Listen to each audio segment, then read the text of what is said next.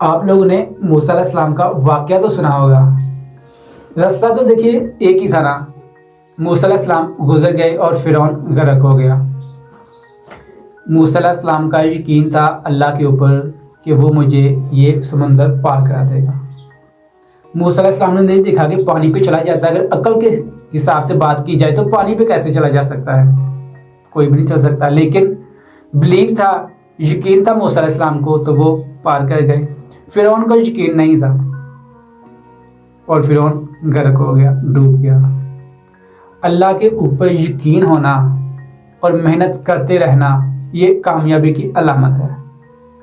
چاہے آپ کے جو راستے ہیں وہ کتنے ہی مشکل کیوں نہ ہو, چاہے ریسورسز آپ کو نظر دور تک نہ آئے, چاہے آپ کو لگے یہاں امپاسبل ہے, لیکن آپ کی محنت اور آپ کا بلیو پاسبل کر دیتا ہے ہر امپاسبل بات کو.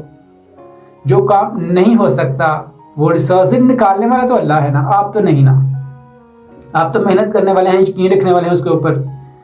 ریسورسز پیدا اس نے کرنے ہیں, تو اس کے لیے کوئی چیز ناممکن ہے نہیں ہے.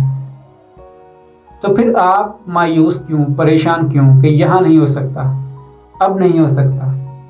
چاہے عمر کی جس بھی آپ سٹیج پہ ہیں, جس بھی نہج پہ ہیں, چاہے آپ کسی بھی جگہ پہ ہیں, چاہے آپ کے حالات جیسے بھی ہیں, کامیابی آپ کو مل سکتی ہے, اس میں کوئی شک نہیں ہے. یہ کامیابی پیدا کس نے کرنی ہے؟ جس نے کرنی ہے اس کے لیے کوئی مشکل ہے نہیں.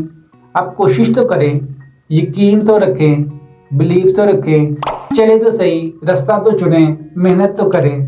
کامیابی ملنا نہ ملنا آپ کے ہاتھ میں نہیں ہے, لیکن اگر آپ محنت کریں گے, یقین رکھیں گے, تو کامیابی آپ کو ضرور ملے گی. جس نے دینی ہے وہ ناانصافی نہیں کرتا.